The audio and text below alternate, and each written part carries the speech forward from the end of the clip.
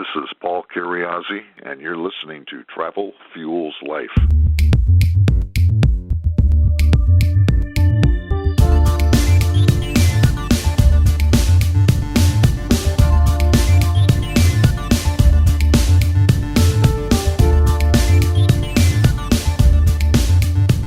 Hello, everybody, and welcome back to Travel Fuels Life. I'm your host, Drew Hanisch, and today we're going to continue our talk with award-winning independent film director and author Paul Kyriazi. And we'll be talking a little bit more about the specifics on how Paul travels and also about how James Bond travels. Whereas last week, we talked a little bit more about his movie-making career and some of the introductory concepts in his How to Live the James Bond Lifestyle book. Now, before we get into this week's episode, I want to thank Paul and also some of our other great guests that we've had in the past for joining us in our exclusive Travel Fuels Life Facebook group. And you can get in there as well, and you can ask questions of our guests. All you have to do is answer 3 questions when you get to the site and accept the rules of the group. And where is that website? It is facebook.com/groups/Travel Fuels Life. Those are backslashes, by the way. Or you can just go to travelfuelslife.com, and in the upper right-hand corner of the page, you're going to find a link that is a Facebook link that will go straight to our group. And it'll ask you the 3 questions, accept the rules, and you are in. And then you can see stuff that I post. I'll be posting some choice articles in there and information as well. And then you can talk to our guests. Paul will be out there. You can ask him questions about the James Bond lifestyle and travel. You can ask Danielle Desir about being a financially savvy traveler, or Sarah and Shannon and Susan. They've been on trips here recently. You can talk with them. Or Christopher, he talked a little bit about his Turkey experience and so on and so forth. It's a great place. We're going to be building a nice travel community with lots of great information and lots of travel knowledge for you. And also, in a couple of weeks, I'm going to be posting some pictures. In fact, maybe not even a couple of weeks, because I'm just about to go to the big island of Hawaii for my 49th state. And I'm going to be spending 3 very busy days there, kind of collecting information about all the fun stuff that you can do in Hawaii, as well as going to Vegas and doing a little Mayan culture hunting down in Mexico, which will be coming up in a few weeks. So make sure to check all that out. You can find it at facebook.com/groups/Travel Fuels Life. And also coming up, I have a special podcast episode where I'm going to be talking a bit about my 9-to-5 travel lifestyle. And I'm going to use my Hawaii and Vegas trip upcoming to use as sort of a template about how I pack, how I plan, and the logistics of keeping an office running that's 5 hours off. You know, I've always had to deal with, if I go to Europe, dealing with being there 5 hours behind. Now I'm going to be 5 hours ahead, or is it ahead and behind?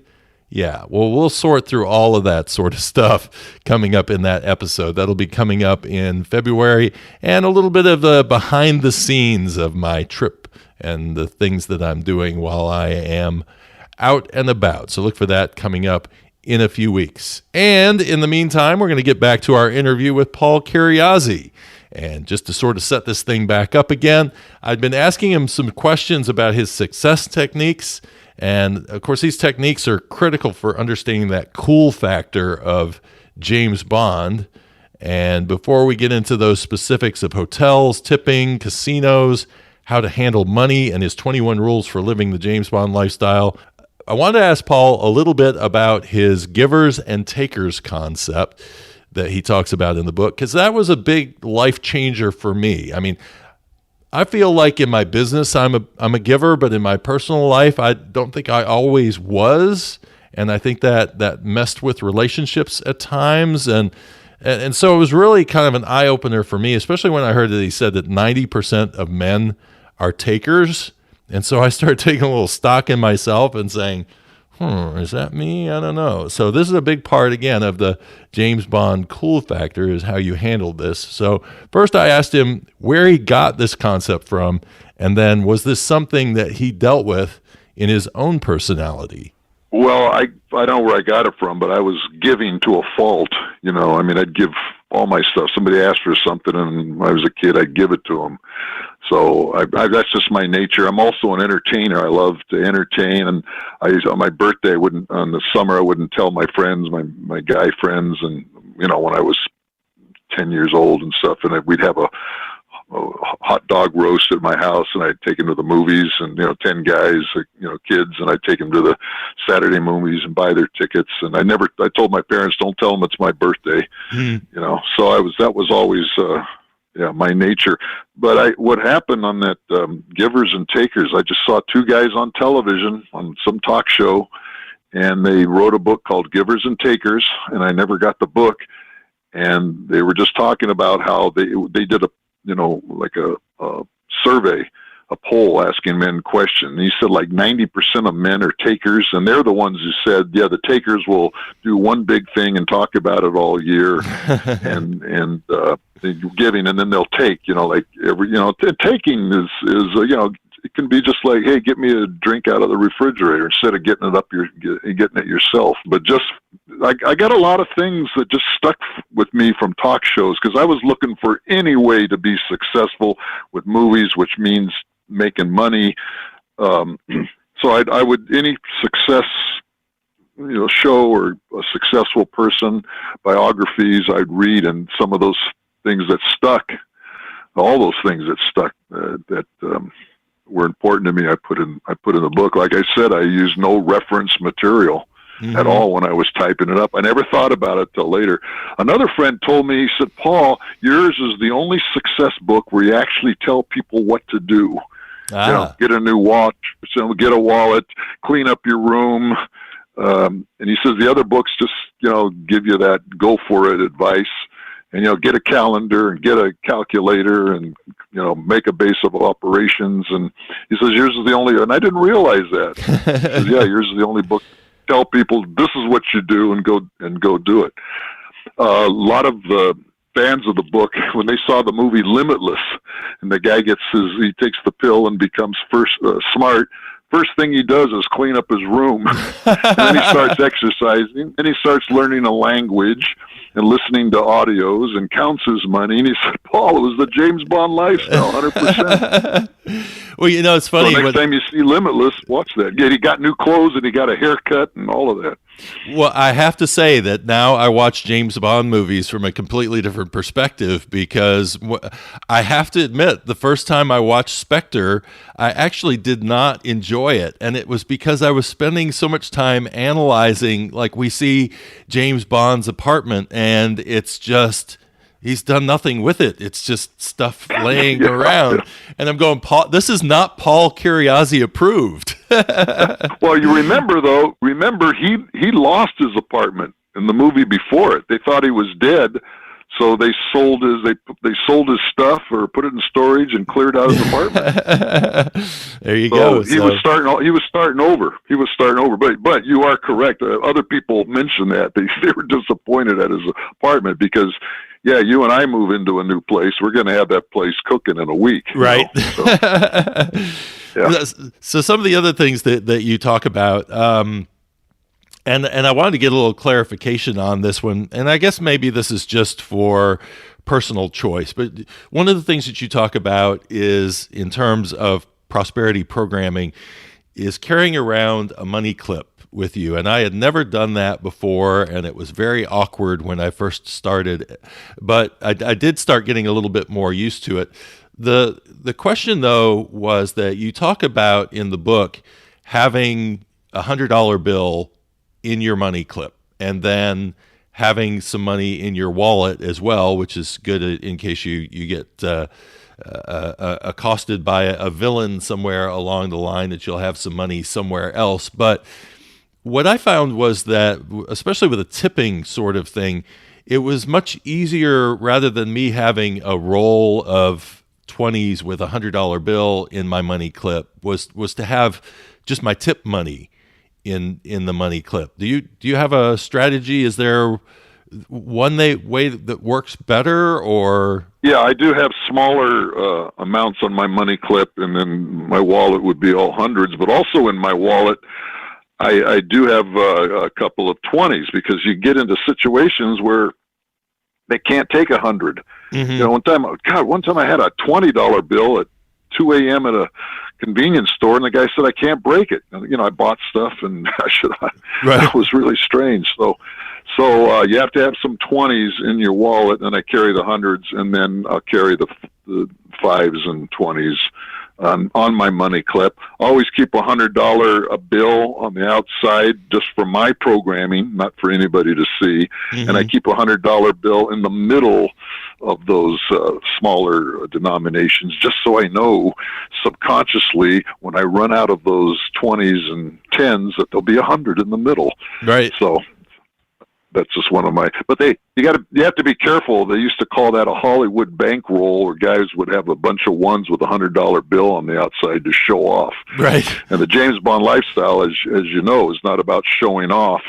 It's about, you know, programming yourself, convincing yourself of your prosperity. In fact, we have to change from the competitive mind to the creative mind, where we don't compete with other people, we create. That's what Walt Disney did. He competed by creating.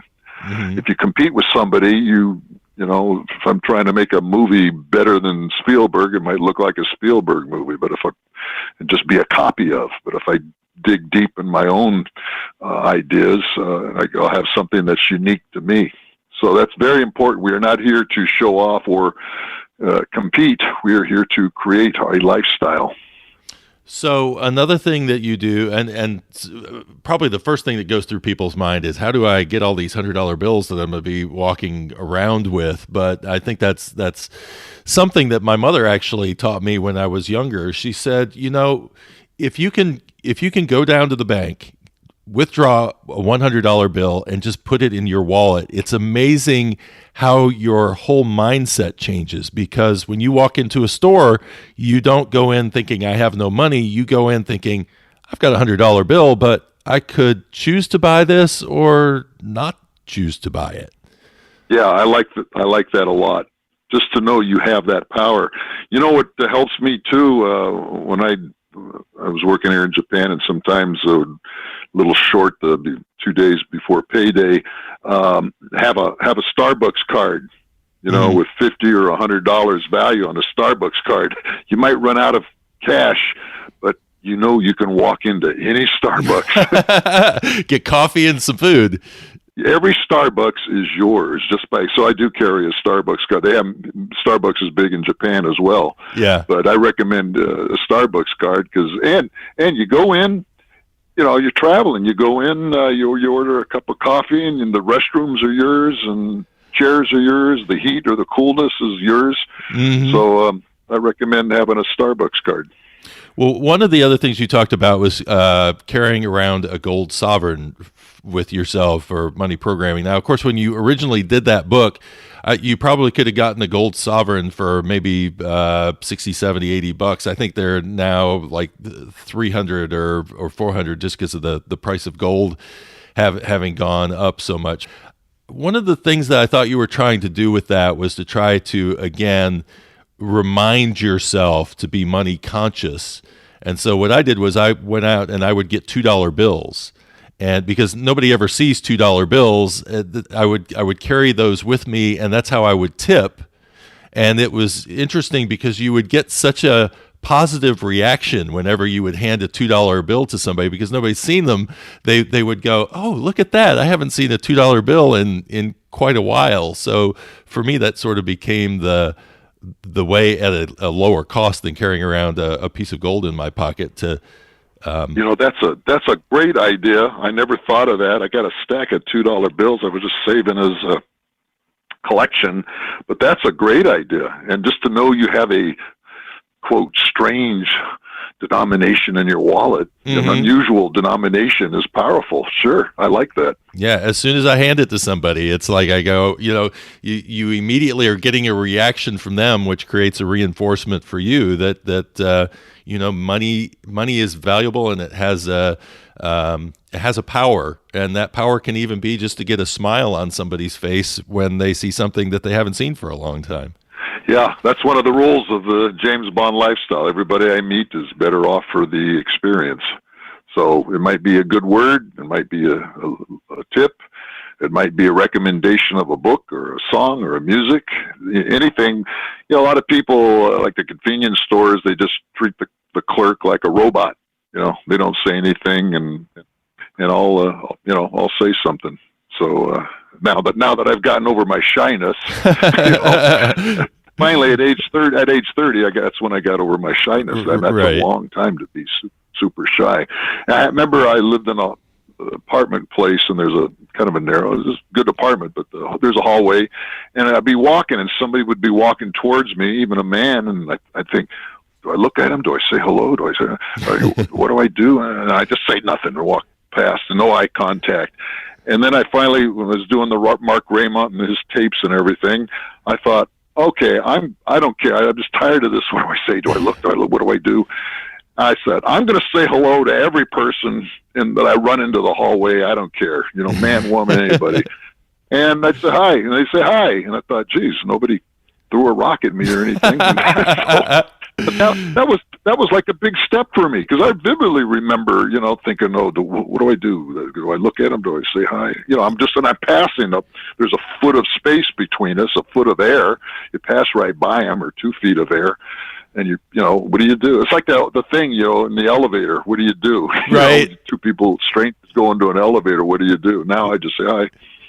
Well, and you have that fun story with Queen Elizabeth and Sammy Davis Jr. Sammy going to meet the Queen and putting his hand out, but then pulling his hand back and not knowing exactly what is the decorum here. What am I supposed to be doing? Until he just ended up looking like he just had no idea what he was doing, and she grabbed his hand.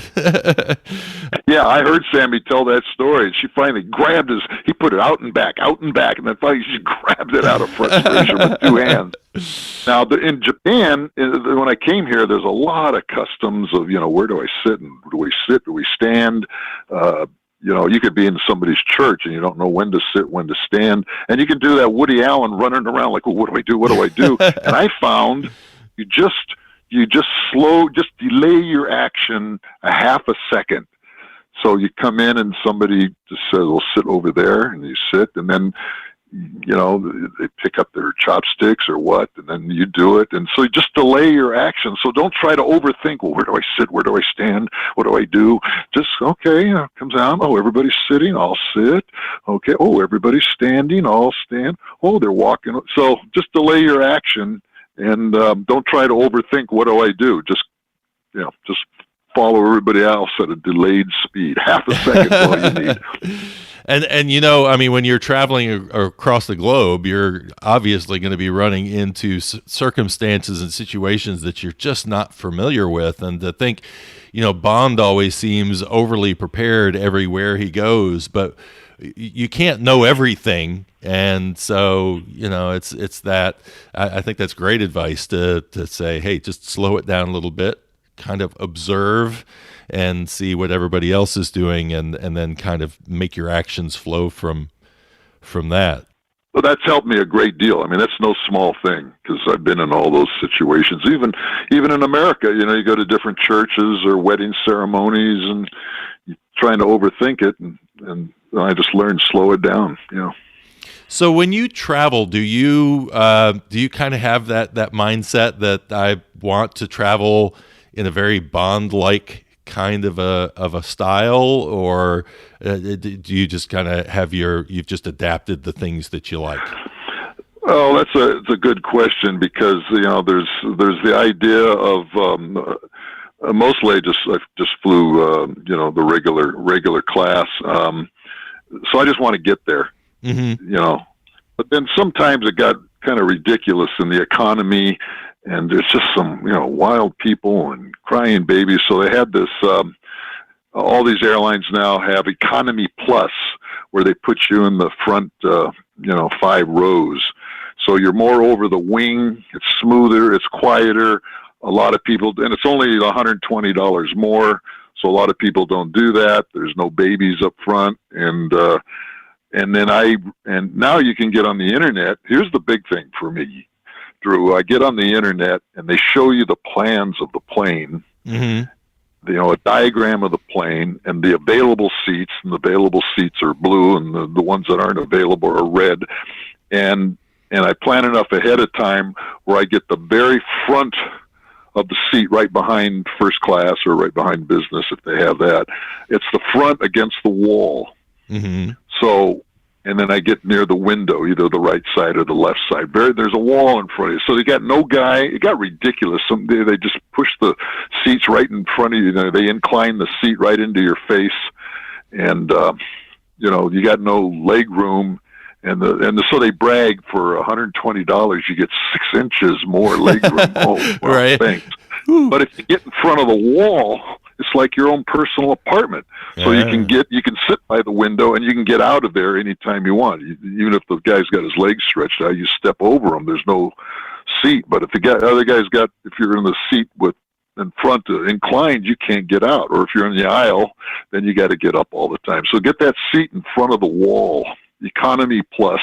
And how far in advance do you usually try to book your travel so that you'd be able to get a special seat like that one up front? Well, as soon as I know that I am going to go, I usually plan in advance in 2 months, but even 1 month. And here's the thing: if you're freelance and you can slide a day or two, if they don't have it one day before you can get it a day either way. And if it's just one seat, I usually fly just by myself, so if it's one seat, you can usually get it. But that's a popular seat, the window in front of the wall. I guess they say bulkhead. Yeah, and that's as good as business class. So now to do my movie, when I decided August, summer is very, very popular time, of course, and I made my reservations 2 months early, but everything was sold out the day I wanted to get there, even around the day I wanted to get there. So they had a business class or something. So I got that, and it was a lot of money. And then they said, for $30 extra, you can get the first class star. And I thought, what are they talking about? And I had to look. They didn't call it first class; they called it superstar. And I looked it up. Is that what they're talking about? The seats? And I wasn't sure till I got on the plane. But anyway, I clicked the extra $30. What do I got to lose, right? And when I got on the plane, what was the airlines? Delta, I think. Yeah, Delta, and it was first class. It was on the window, and it was one seat by itself. So they had one seat by themselves, and then they had two seats on the window, both sides of the window, and then two seaters in the middle. And it was a private. It inclined completely flat, and your legs would go. It was your own little booth apartment. Oh wow! The television. Oh, it was wonderful. Nice. So that was cool, and I could actually sleep. I usually don't sleep on the plane, but I slept a couple of hours. So, and then it was like you're not on an airplane. I mean, you just and the seat is tilted a little bit towards the window, so you're not even looking at the airplane, and it's your own private booth. So that was great. That was on Delta, their first class. It was expensive, but I had no choice because I had to get there for the movie. Yeah. Well, you definitely felt like Bond in that particular situation, I'm sure. Oh, it was wonderful. Yeah, it was wonderful. Did you order a shaken, not stirred? No, I just took the regular. No. Nice. I don't drink. I just never liked the taste, so I just never drank. Yeah, okay. So I was going to say there's no martini recipes within your book, but somebody could buy a copy of Casino Royale, and the Vesper is listed in there. So, or just watch the movie because he tells you exactly how to make it. Yeah, well, there's a guy who has all you can find on the internet. He has a book called The James Bond Mixology, something like that. Every drink ever made or drunk in the movies, wow, or the books, and how to make them and what they are. So he's got that covered. So how do you pack for a trip when you're going? Do you try to wear more upscale kind of clothing, or How does that go? Because for me, that's always kind of the challenge, is figuring out how to wear something versatile enough for whatever situation I'm going to be in. Yeah, I always dressed up because of the movie stars and the Elvis Presley movies. I mean, he'd be out on the sticks all dressed up. He was playing a Bronco rider in a movie called Stay Away Joe, and I look at his pictures now, or look the movie, and those were avian. No, those are first class pants that were his jeans, right? So I always dress up. Armani is what I was thinking of. So I got Armani's jeans, and I'm always dressed up, not jacket and tie, and so even my casual clothes are dressed up. I don't wear shorts and t-shirts or a t-shirt that says I'm with stupid or any of that. Right. So, yeah, I always dressed up, like the Elvis Presley movies, and then Bond, never did the tuxedo or the coat and tie, but the jacket with the open shirt. Mm-hmm.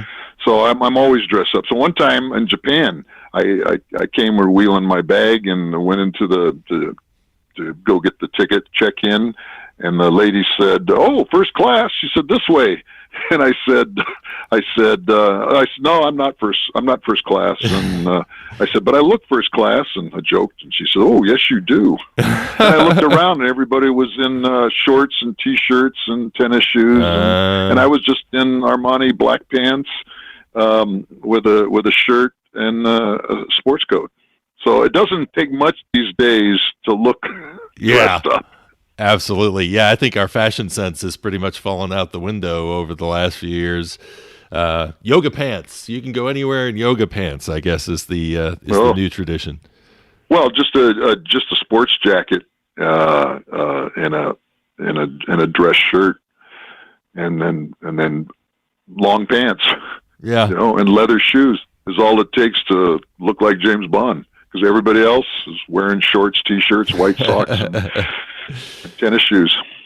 So one of the parts of the book that I listen to probably the most is the part on hotels and on tipping. That was a big mindset change for me in terms of, first of all, getting into a tipping mentality, but then trying to figure out the logistics from the point of arriving at the hotel.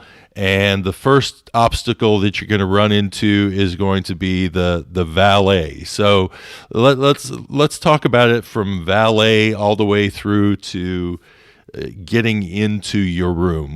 Where are the places where you should be going to that money clip and pulling out tips?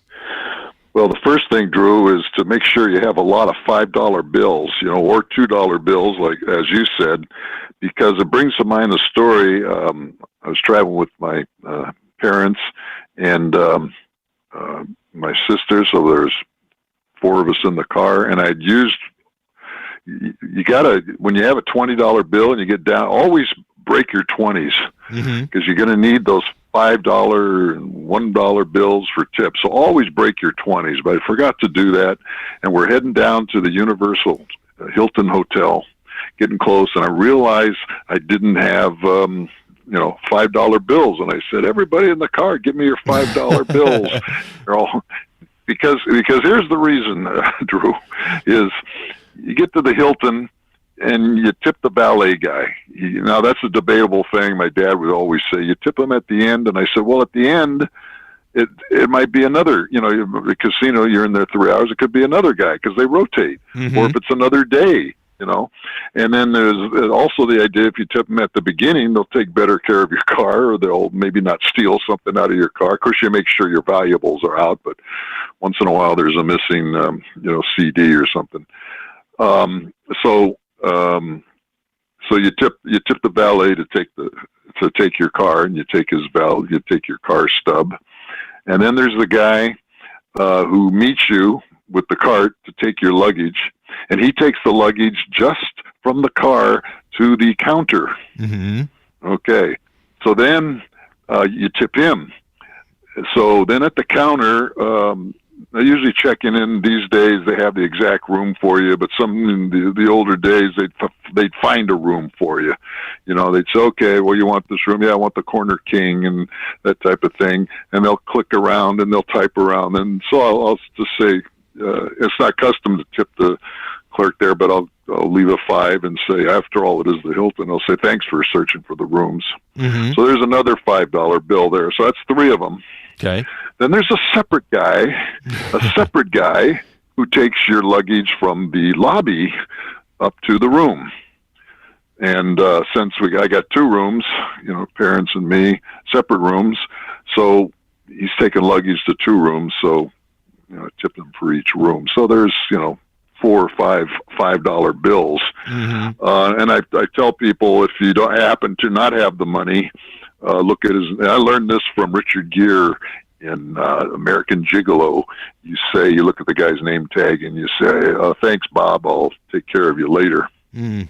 And then you find Bob. You find Bob later, and you know, down at the lobby. You know, if you can. A lot of the James Bond, a couple of the James Bond style guys write to me. What if the valet guy's name is not Bob? Okay, being a little literal. I say thanks, guys. Keep the jokes coming. Right. So there's there's $20 to get to your room if you're staying at the Hilton. And I remember one time checking in at a Sheraton, and then I was in one of those airport limousines, and I got out, and so there was all of us. You know, there was 10 people, and so the guy with the card said, "Welcome to the Sheraton, everybody. I am the guy who takes your bags from here to the lobby, and only to the lobby."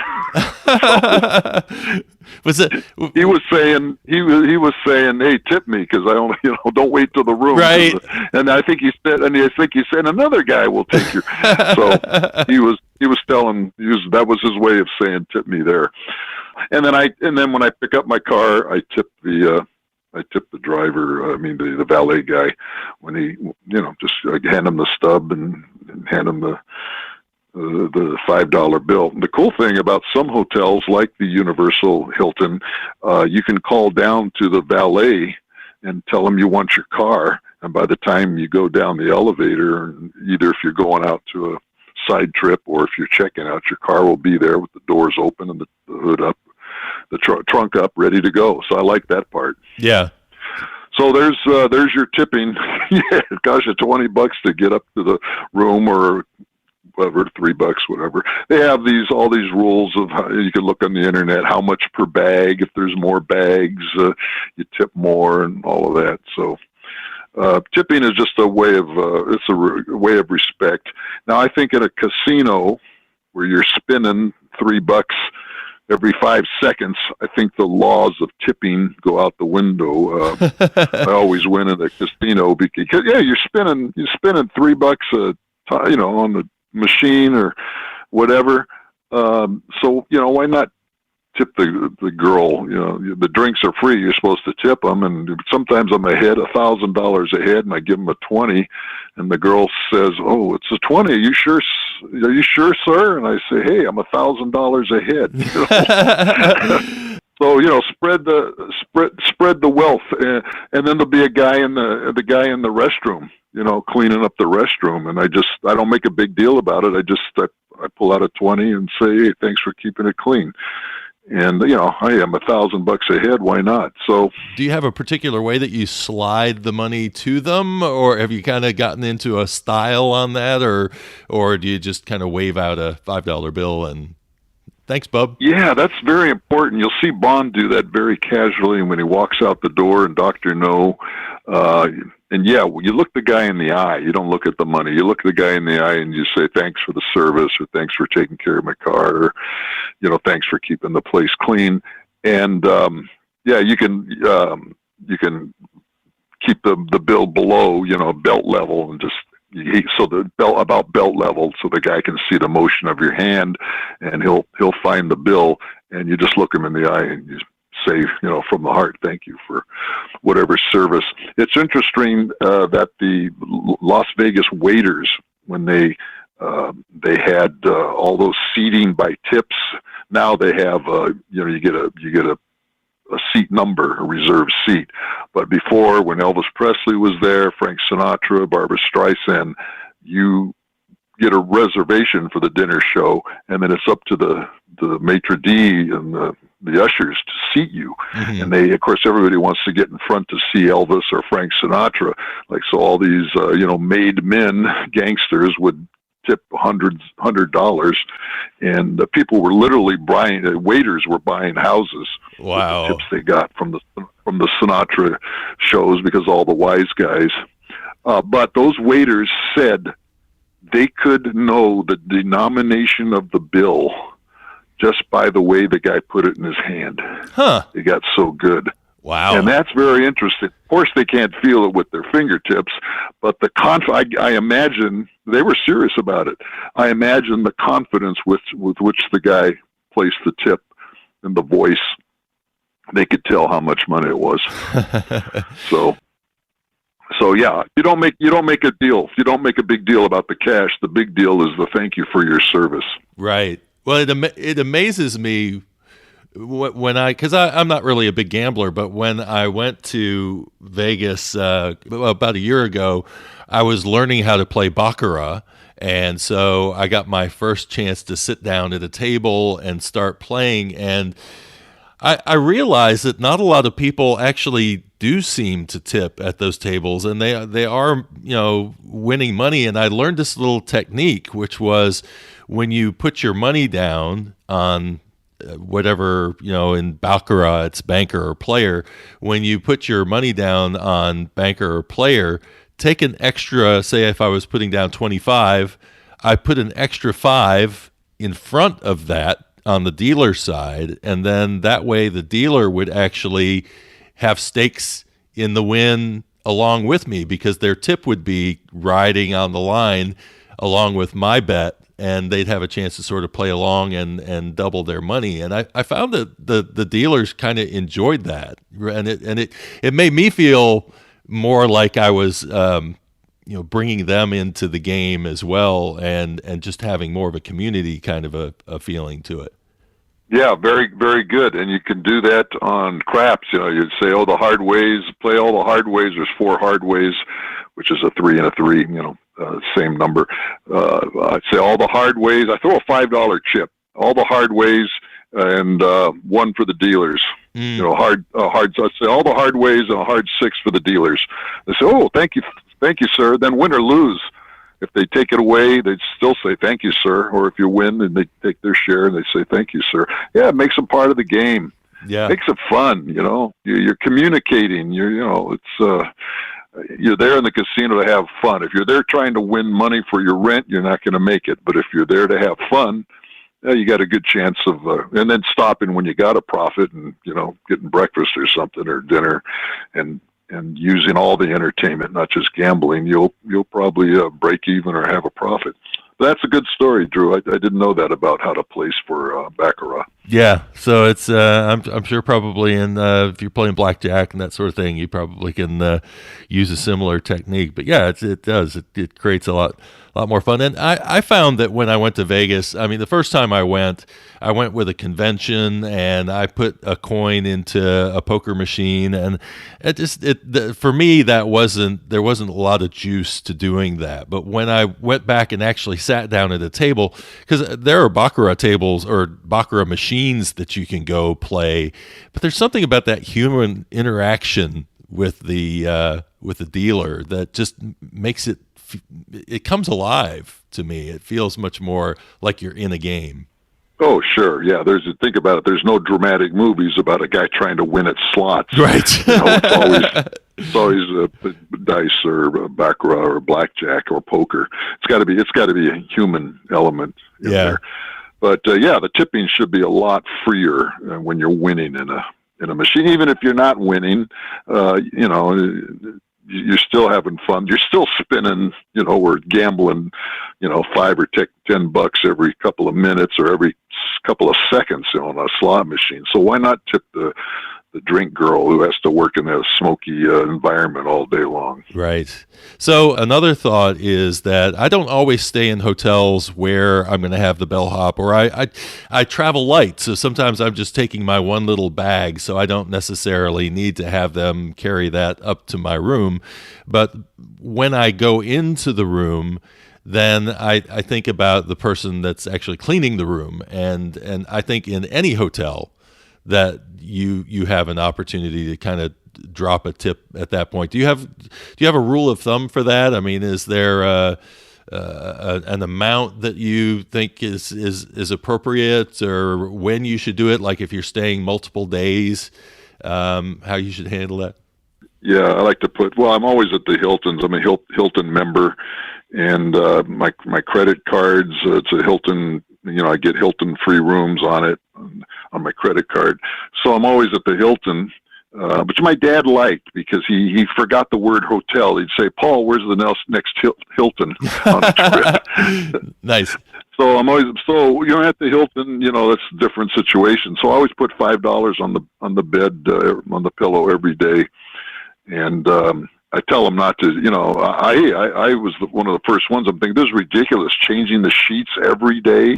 I'm a clean guy. I take a shower, and and now they have a sign there. If you want your sheets, all that water and all that soap and environmental, why do you got to change the sheets? You don't do that at home. You don't change your sheets every day at home. Right. So now they have it where if you want your sheets changed, you put the sign on the bed. Otherwise, which is a good thing. But I was doing that for years, telling them don't change the sheets. Unless I'm there for many, many days. But I'll put $5 every day on the pillow, and then sometimes if I need an extra, catch the girl in the hall, and if I need extra towel or soap, or they're happy as heck to give it to me. Yeah. Hey, Drew, people don't tip. They don't like to tip.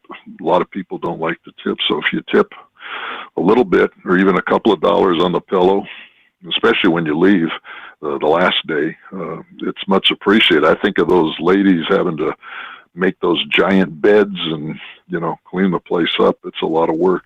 Yeah. I usually, it's funny, when I'm around a hotel room, I always try to keep it as picked up as I possibly can, because I keep thinking I wouldn't want to clean this place up once, especially when it's somebody else's mess instead of my own. So definitely good to show some respect for them. There's times when, like you said, you've got one bag, you just carry it up yourself. You don't have to, think you're James Bond, or you don't have to, use all of the services. And then sometimes on some of the hotels, it's more convenient to park the car yourself, because you figure you might be going to it many times. You leave it with a valet, then the valet's got to get the keys and go to it, and then you tip them if you got to get something out of your car. And then sometimes, you have Vegas with those 10 floors parking structures. You definitely want to use the valet, but some places, the parking lot's convenient. You don't need the valet. So this doesn't mean you have to, go James Bond lifestyle all the time. But when you're first starting out in the James Bond lifestyle, valet is cool, exciting. It's cool, especially on first dates or any dates with the girls, or if for family, or even older people, at least drop them off for older people, or even girls or anybody you're traveling with, drop them off at the front door and park the car yourself. So you don't necessarily have to use valet. Well, and that brings up the other situation, which is nowadays you used to grab a taxi maybe from the airport. Like when I land in Vegas, that was the old way of doing things. But now you have Lyft and Uber and all of those options as well. So if you were taking a Uber, would you tend to just use the app to leave a tip, or do you like the idea of actually handing the person the tip as cash? Well, first of all, I love Uber. It's one of the greatest James Bond lifestyle things that there is, and the fact that they know who you are, you know who they are. You call them on. It's just a wonderful thing. and you can see the car coming on your phone. Right. You know, it's where it is. It's just super James Bond. I like to tip with cash directly to the guy. So I always I just have the car service go on my credit card, and I always give cash. Nice. Okay, so of all the places, let's talk about some locations, and we'll start with casinos. What would you say is the coolest casino experience that you've had in terms of feeling the James Bond lifestyle? Well, Las Vegas, and I would say, Caesar's Palace in Las Vegas with that super giant shopping mall with the statues and the water fountain, and the statues come alive and all those attractions. So, any of those strip casinos, but Caesar's Palace, Treasure Island, and I really, for a while, really loved the Luxor, the pyramid-shaped hotel. But just don't go above 6 floors, but around the 6th floor, you really get a feeling. You can look down there, you get above it, you don't want to look down.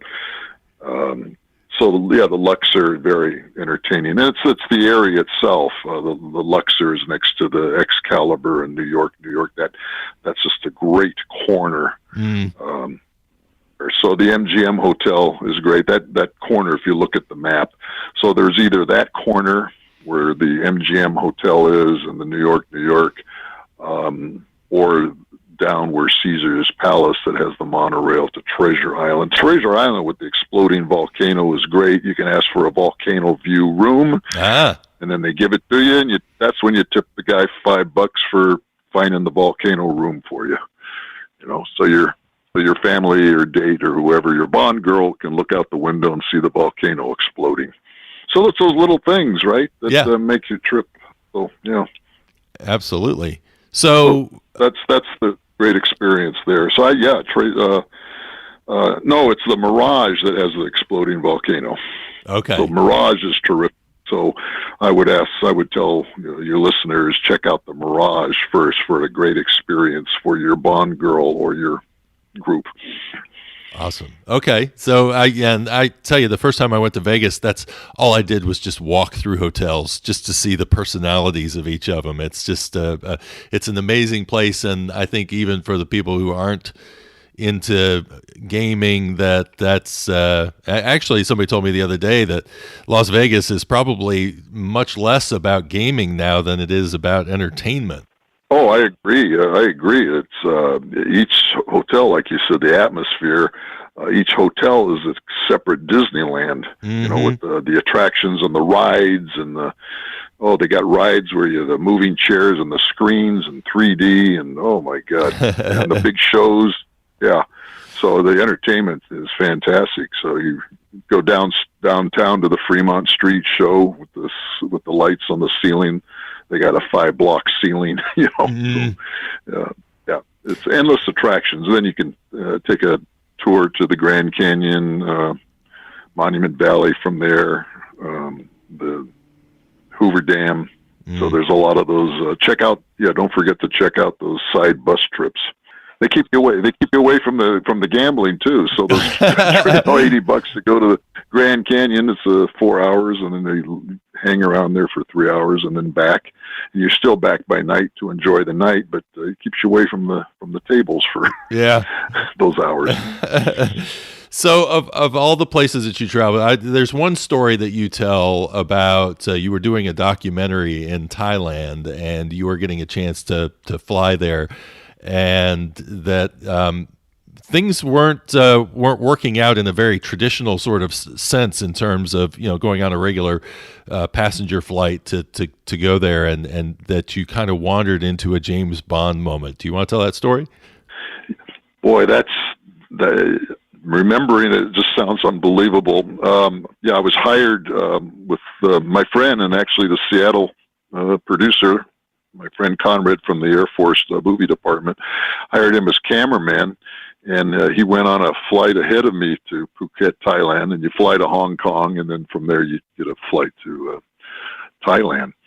And but he went ahead of me, and then I took a separate flight, so I had to stay in Hong Kong overnight by myself. And then when I checked in for the flights, they said to Thailand, which was a 3-hour flight. They said, "Oh, well, you can take the 6 a.m. or you can take the noon." And I thought, well, get there sooner, So I said, okay, I'll take the 6 a.m. So I get up and I go in, and I didn't see anybody in line. And only I went in. And I get in, and the airplane's empty. And the producer sent me a first-class ticket. And there was 12 hostesses, the full host of flight attendants. One guy and I think 8 girls. That's not 12, but maybe 10. And the girl said, I had a reserved seat, first class. So she said, take any seat you want. Okay. And I looked back there. The plane was completely empty, and I mean zero. This was a British plane, but they had Thai attendants, British Airways. So I took a seat in the back of first class because I like to look over. Mm-hmm. And then she said, "You want a newspaper?" And I'm not interested in the newspaper, but I wanted to be polite. I said, "Okay." So I opened the newspaper, and I didn't realize that night was the Academy Awards. So I opened the newspaper, and there's the Academy Award listings on the front page, which I was interested in. So I do like to read about the Academy Awards. Then they didn't have the flight information on the televisions at that time. They had one flight attendant reading the safety instructions with and another girl giving the seatbelt demonstrations and pointing to the exit. Mm-hmm. And I'm sitting in the back of first class, and the girl's supposed to stand in the front. She walks right up to my seat, stands right in front of me with the seatbelt, to demonstrate, and she says, "For your eyes only." And that was the new James Bond movie playing at the time. Mm. She says, "For your eyes only," and she does the seatbelt instruction while the other girl's reading it right in front. Then the pilots comes out. We're in the air, and they make me an omelet and stuff. This is an empty plane, Drew. This is a plane with 300 empty seats. Wow.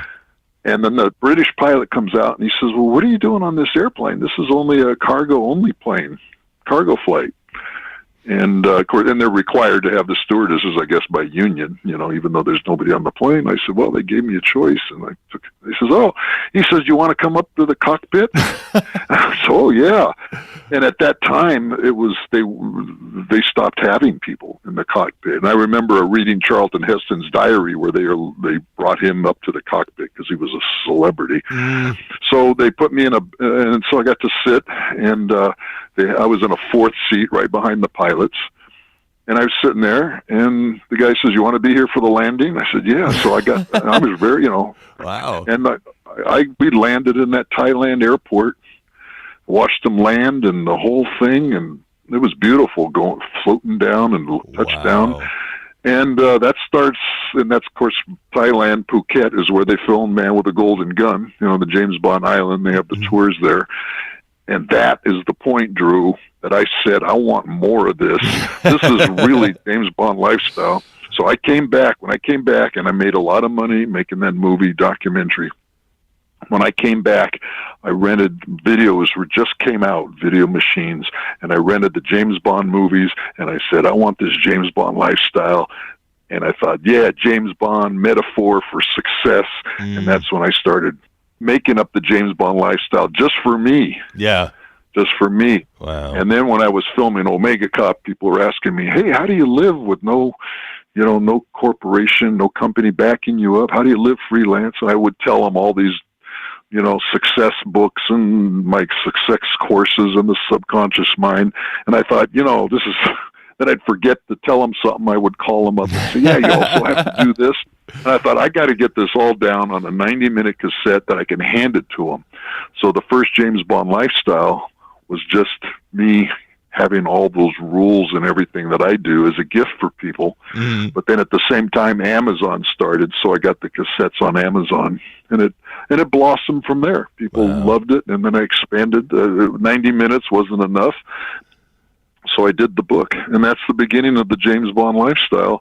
From that, they're all beautiful Thai girls in those beautiful uniforms, and the girl walking up to my seat and saying, "For your eyes only." Wow. That's you you were channeling some energy right there of some form. Yeah, well, I had my eyes open, and I said, "This is great." I mean, and what's the coincidence of I never got a newspaper on on flights or bought a newspaper, and there's the Academy Awards on the front page. So all of that, and the girl saying, "Take any seat you want in first class," because the producer gave me a first. I didn't ask for first class, but the producer gave tickets, and they turned out to be first class.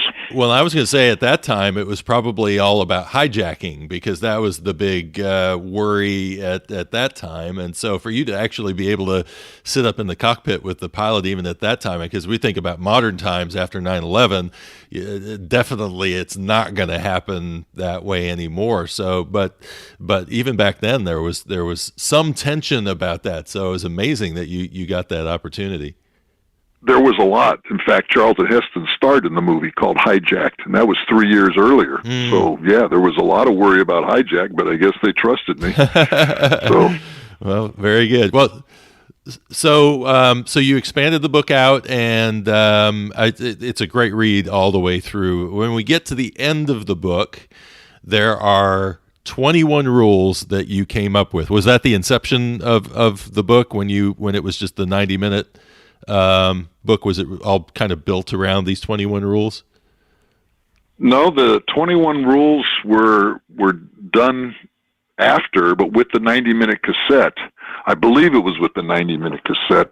Certainly with the paper book a few years later. I made those rules up, and I made them down the list, and I thought, well, it should be 21, and I never changed them.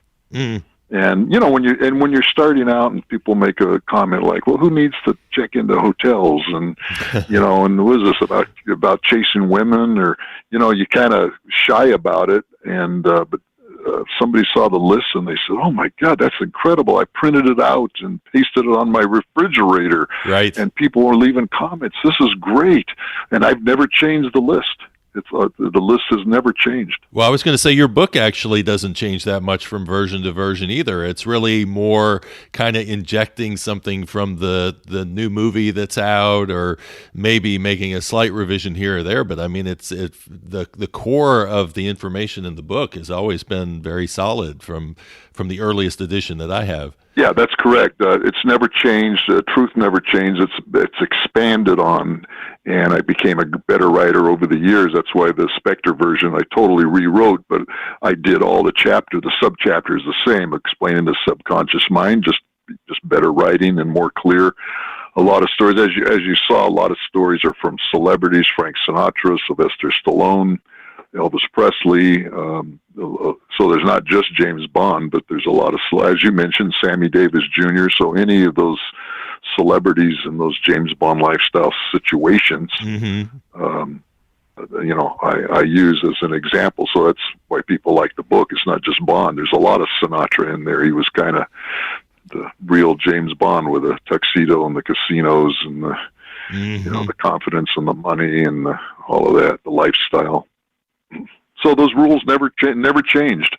And in the Spectre version, I go through each rule and talk about it and what I've learned from it and where I got the rule and that kind of thing.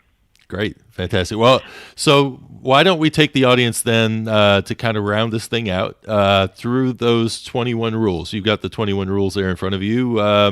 So why don't you give us a feel for what those 21 rules are in the James Bond lifestyle? Well, the first and last are the same. I never run out of cash. And making movies myself, I get close to it. In the old days, I would have so many credit card bills, and I would pay the bills first and never leave any cash to me. And that got for me, and that got into some bad situations. So I have not actually broken that rule, but even this last movie, I got close to it, because when you have an opportunity and you're getting good luck on a movie, you want to make sure it's perfect, and you kind of feed it with cash, and you make sure you got better music, better sound, and So you use a lot of cash. I know Martin Scorsese, many times he's used his own cash throughout the years, and recently he said, "I got to stop doing that." He's got a family, and he's got to keep it up. So that's the first and the last. Second rule: I accomplish, learn, give, and enjoy something every day.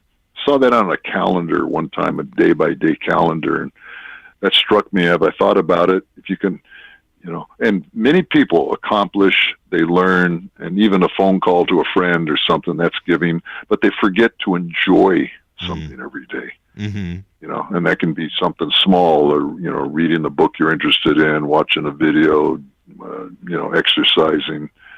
And it doesn't have to be, where you run off and leave the family to do something. I mean, just an hour every day where you take care of that enjoyment need. Mm-hmm. So we got base of operations is always cleaned and organized. That speaks for itself. Challenges, I improvise, adapt, and overcome. That's actually, I didn't realize that. I heard Clint Eastwood say that in a Marine movie, and I didn't realize that was an actual Marine slogan. Mm. Number 5, I dress up, even at home alone. Some people have problems with that, but you don't have to be super dress up. Just, but I tell you, when you want to get something going, you say, hey, I got to get something going today. It's good to, wear long pants and leather shoes. Mm. 6 is a health thing. I eat vegetables, fruit, drink water, exercise, and sleep. So you got to take care of yourself. Mm-hmm. 7, carrying enough cash and credit to operate efficiently. And I should know, I've run out of credit and cash many times. One time I was on a first date with a girl at a nice restaurant. And when I walked in, usually at that time they'd have signs for credit cards. I didn't see any. And there was kind of a high-class place. I knew I had enough cash to pay for the dinners and everything, but I thought, if the girl orders a drink or an extra drink, I'm not sure. So when she excused herself to the restroom, I called the waiter over, and I got really worried because I had cash, but I didn't know if I had enough, and called the waiter over. Do you take credit cards? Oh, yes, sir. MasterCard, Visa, we take them all. And then right then I heard in my mind, I was now James Bond. Because now she could order a second drink and I didn't have to sweat it out. Oh, man. I had an interesting story when I moved from Dallas to Nashville. I had my moving truck and I was staying at a hotel on the west end of Nashville, and the only place close by to eat was a Waffle House. So I walk into Waffle House, I sit down, I eat my meal, and at the end, I pulled my credit card out, and they said, we're a cash-only business.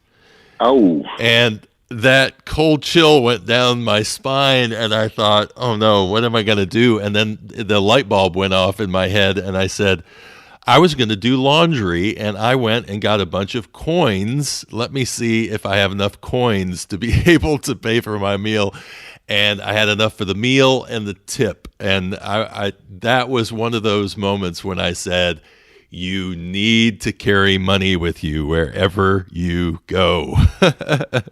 Yeah, how do you like that flash of doubt that you might not have, an embarrassment that might happen, and yeah, not good. Okay, I choose my contacts carefully and avoid villains. So you got to be careful choosing your friends and staying away from negative people. Mm-hmm. Like number 9, I never give up, but I can change directions. So if you change directions, you're not giving up as long as you go forward, and you have to there's a whole book about you have to give up sometime, because if you didn't give up, if I didn't give up, I'd still be a paper boy. Right. I loved delivering papers in high school, but you got to, and then I worked at the gas station. But I had to give that up, so. Well, and I always love the analogy of the river. That a lot of people think that the way to your goal is to take a straight line direction, but no river goes directly, straight ahead in a single file line.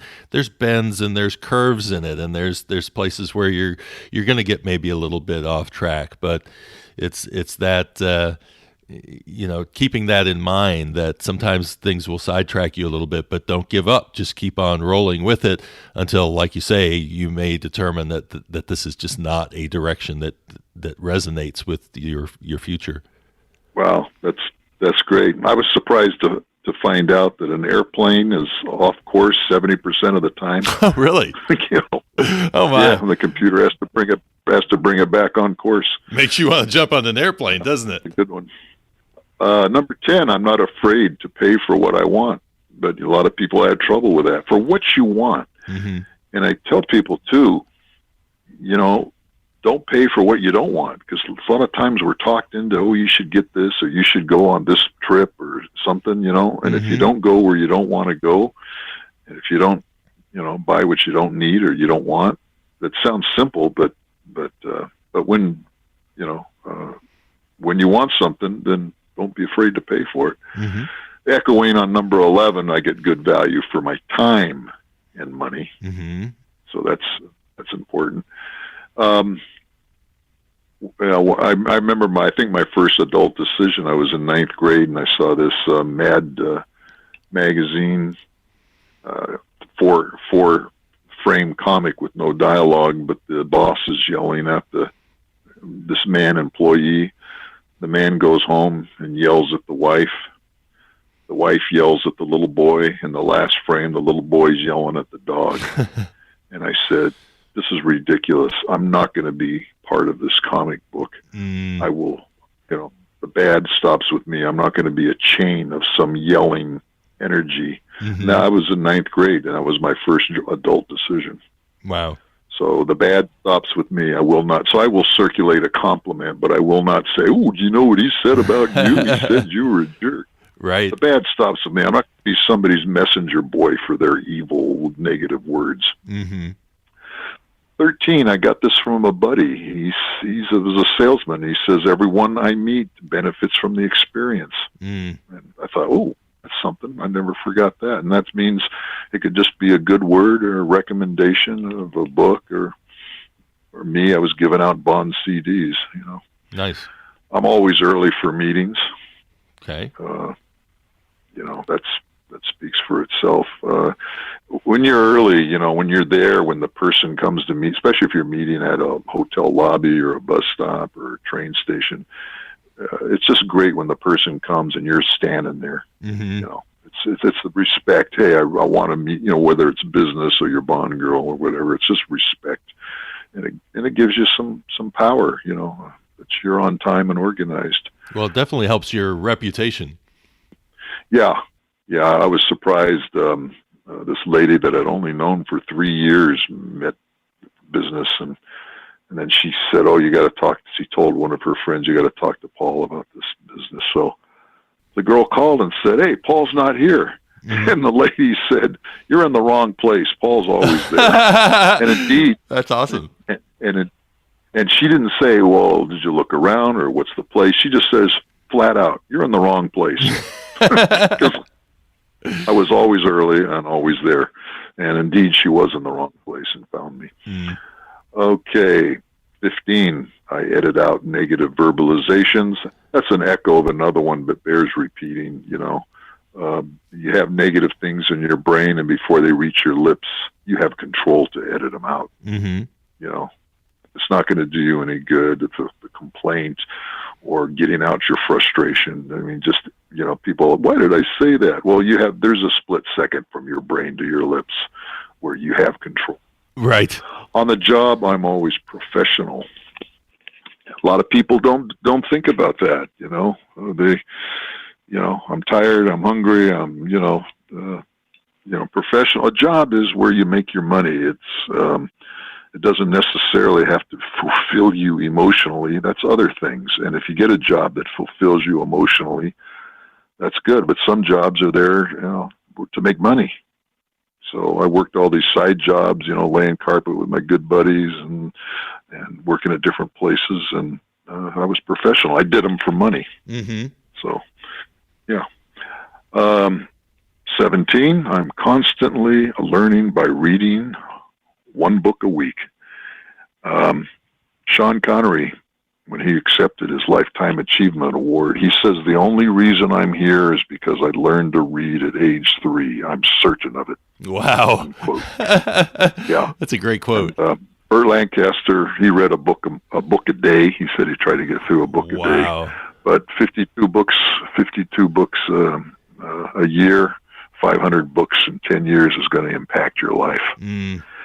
Even Shelley Winters recently, I heard her talk about, she was always hanging out with novelists at the studio commissary. And she says, when you read and learn things, it changes your acting, it changes your face, so reading, then you choose, any subject.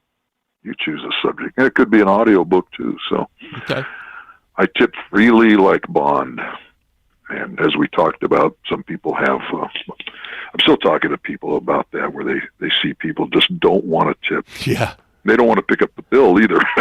Well, it's sad because I talked to a Uber driver on the way into Philadelphia, and I asked him, I mean, I always tip. Whenever I would get on the app, I would always do it through the app. But I said, how often do you not get tips? And he said, I don't get tips a whole lot more than I get tips.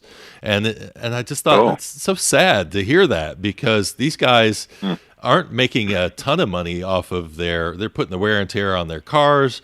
They're not making a ton of money through doing this. Some people just do it for the love of talking to people and, having something to do. And so those tips are where they're going to end up making, that little extra bit of cash that makes it worth it for them to keep doing it. So it's sad to hear that people are not that free with their money to do that. Yeah. Yeah, that's there's endless stories. My dad had a lot of cheap stories about friends. He met a friend that he'd see every 3 months. Three of them would get together, and the guy said, "Oh, I forgot my wallet. I'll get it next time." And father paid. Then my father told the other guy, "I think the guy didn't have his wallet the last time." And the guy said, "Gus, the guy's never had his wallet for 4 years." Oh, man. He doesn't get that cold chill like I got at Waffle House. He's got friends that can back Never him. had it. Yeah, he's and this was a guy who was in the stock market, and he was always bragging how much money he made on the stock market, yet he always forgot his wallet. So that's, that's something. Quickly, my favorite story, my dad was on a trip with a guy who indeed retired with $1 million because of, he was a mechanic, but the steel mill had this savings stock thing. You know how those goes. And he retired with $1 million, and he said, "But I don't need it." And I'm thinking, boy, he lacks imagination. Right. I was on a trip with my dad, and the guy pulled out an ice cream, and my dad was at the checkout, the convenience store checkout stand, and he said, "Hey, Bill, I'll buy your ice cream." He says, "Oh, okay." And the guy put back the ice cream, the cheap ice cream, and he pulled out the Haagen-Dazs. Oh, wow. That's crazy. Now, that's the ultimate cheap guy. Here's one. Yeah, well, there's cheap, but here's the thing. How many times is somebody going to tell him, "I'll buy your ice cream"? When does that happen? Once, twice? Right. This means that guy will never buy himself a Haagen-Dazs that he wants. I felt sorry for him, because he'll never buy it. He grabbed the cheap one because he's paying for it, even though he's got $1 million that he doesn't need. Right. That's why the James Bond lifestyle. I don't mind paying for what I want. Mm-hmm. The guy, the millionaire, will not buy himself a Haagen-Dazs. That's crazy. So wow, that's some kind of deep psychological thing that I don't know about. Okay. Let's see, where were we at? I tipped freely like Bond. Number 19. I had a friend, in our late 20s. I would always drive, and then another mutual friend, he would always drive, going to the movies or whatever. This guy would rarely drive, but when he did, he'd say, "I'll drive," because he felt it was finally his turn. But he said, "We have to go to the gas station first." And my buddy Ron said every time, "Rick, we got to go to the gas station." He says, "Geez, we just got to go to the movies. Just get in the car and go." And I always remembered that. And so that's why 19. My car is clean, filled up, with gas and ready to go. I mean, how many times you get in the guy's car and he's got junk in the back seat, and Right. junk in the junk in the passenger seat. I don't think I've ever seen James Bond pull a Burger King bag out of the side seat to let somebody in. Yeah, exactly. In fact, that Rick is an ex-friend. I was involved in him because of a 3-year movie, but he was the anti-James Bond. So it was like, look at this guy, Rick, and do the opposite, and you're living the James Bond lifestyle. Nice. Which that joke of nobody's completely useless. They can always serve as a bad example. Awesome. Yeah. Okay, number 20. I rent what I want and take mental possession of it. That's one of the big things Mark Raymont, my success teacher, talked about, taking mental possession. You know, if you can't afford, having a second house is great, but you can make hotels all over the world and America your second house. Just rent it, and when you're there, it's yours. And you know, I've gone to cabins with my parents. They'd rent a cabin, and it was a lot of fun when I was a kid, and we'd carry in boxes of, you know, soap and scrubbers and dish soap and towels, and that was all fun, you know. But, you know, when you're older and you've got your Bond girl, you know, you go to a hotel and they got towels and they got soap and they got shampoo, and if the window's broken, you don't have to fix it. You just ask for another room. Right. You know? Yeah. So, same thing with a boat. You know, geez, they say a boat owner, his two happiest days, when he buys it and when he sells it.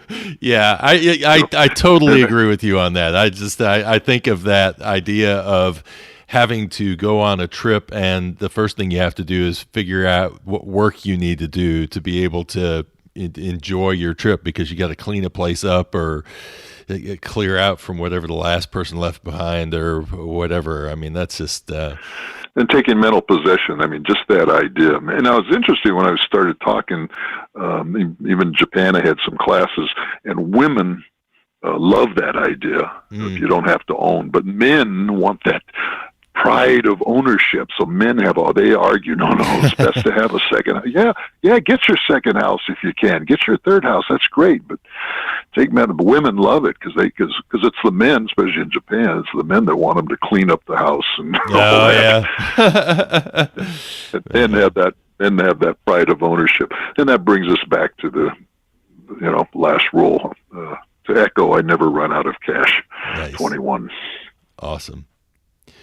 Well, I tell you, Paul, you've been fantastic with your time today and giving us kind of your insights on not only travel, but also talking about your fantastic career and all. I mean, you're inspiring to us in terms of, you started out with a dream early on, and you have just kept on moving and moving and moving, and the quality of your new movie and the awards that you're getting for it right now, I think, show that all of this pays off in the end if you do it the right way. So I definitely appreciate you. Thank you. I definitely appreciate you being on the show. And what's up next for you? Do you have another project in mind, or kind of relaxing and enjoying this one? No, I'm more ambitious than ever with the excitement of my new movie. And immediately when I returned from Seattle and getting the movie out, besides marketing on the internet, I wrote up the sequel. I was trying to think of another story, and I do have my other novels that could be screenplays, but I found out this genre, science fiction, mystery, thriller, erotic type of thing, is, with, as you pointed out, the weird action that explodes and the knife hits the lens. That's the stuff I do best. It's the stuff I write best, and I'm going to do a sequel. As you saw, a lot of people are asking for a sequel. They said, "Oh my God, I've got to have a sequel." Well, it does feel like it needs one. Yeah.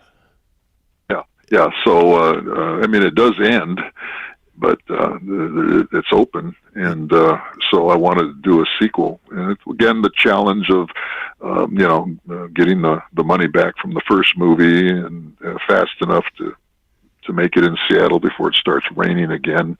So I'm as ambitious and excited and about James Bond lifestyle and Hilton hotels. So, no, it's daily marketing. I'm energized by our interview today. I'm energized. So am I. I mean, I've only started on my James Bond travels, and there's so much, again, I just go back and reread your book, and it's great on audio because you can just pop it in and listen to it anywhere you go. And it's sectioned off very nicely so that if I want to just focus on the hotels, I can go focus on the hotels. Or if I need a little inspiration on keeping my base of operations neat and organized, then I can just go back to that particular section of the book. So I think it's worthwhile for anybody to pick that up and deep dive into it and learn a lot and take the best out of this thing we call the James Bond lifestyle and sort of make it your own, right? Yeah, I'm still working on that. In fact, I played most of Spectre movie yesterday to be energized. And I'll tell you, I told you the story about the having to fly that first class with that special separate seat, $5,000. And, I'd like to be able to fly like that all the time, but that takes even another bigger step up to spend that kind of money or have to justify it with it depends how many times you fly. I don't fly twice a year anymore, nor would I do that because, that's you can use that money elsewhere, right? But I wouldn't mind, getting up to that level. But I'm very ambitious and positively ambitious, growing. We're always trying to do bigger, better, and be more creative, write a better book. Or there's all of us. I'm in the perfect, condominium situation in Japan with the view of Mount Fuji out the window. Oh, wow. So that's taken care of. But some of us want to, move up to a different apartment. And then once you get to that apartment, there's always another one or a new situation or travel or location. So we're all trying to expand, make more money, have more free time. So I'm as ambitious as ever.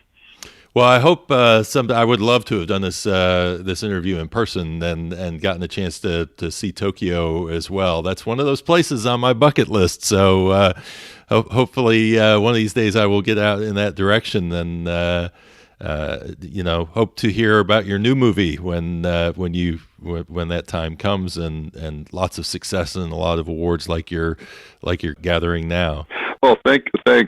I have a special day tour that I take all my friends on, and even acquaintances, and even some of the actors from Forbidden Power came here. So if you're here, Drew, I got a special secret tour where you'll actually see a full-size Godzilla and go up to the mountain and everything. Oh, so man.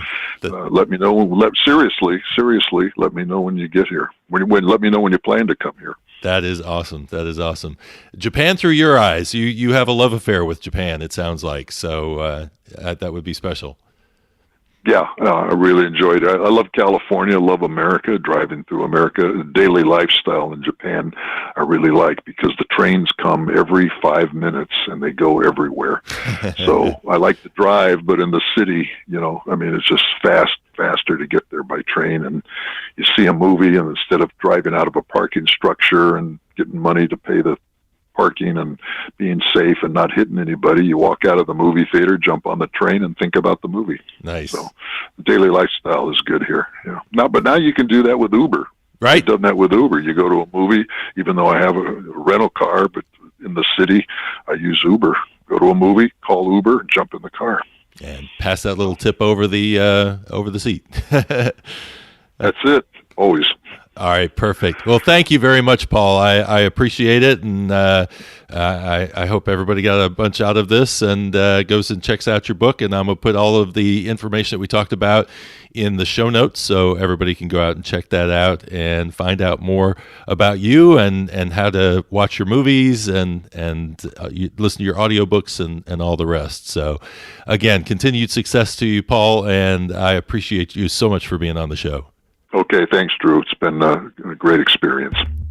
Well, I hope everybody enjoyed that episode as much as I did. I mean, 3 hours we chatted, and he was so giving with his time. He was calling from Tokyo, and it was 7 a.m. my time, and it was 9 o'clock his time when we got started on that phone call.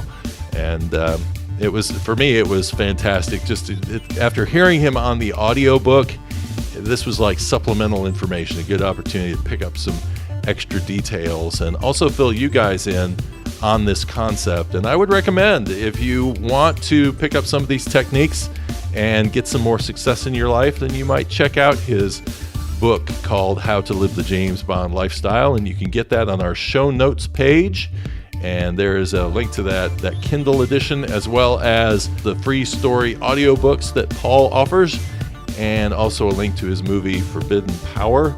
And Paul told me that he doesn't at the moment, or he didn't have his audiobook out there, but he is going to put the audiobook of How to Live the James Bond Lifestyle back out on the web. So as soon as I get that link, I will post that out there also on the show notes page for you. And you can get to those pages by going to travelfuelslife.com/podcasts. And for this particular episode, you would go to 9B, or you can go back and get the show notes from 9A. There's some additional notes on that page as well. So check it out. And next week, we're going to be diving into the world of travel agents. Should you use one? If so, when?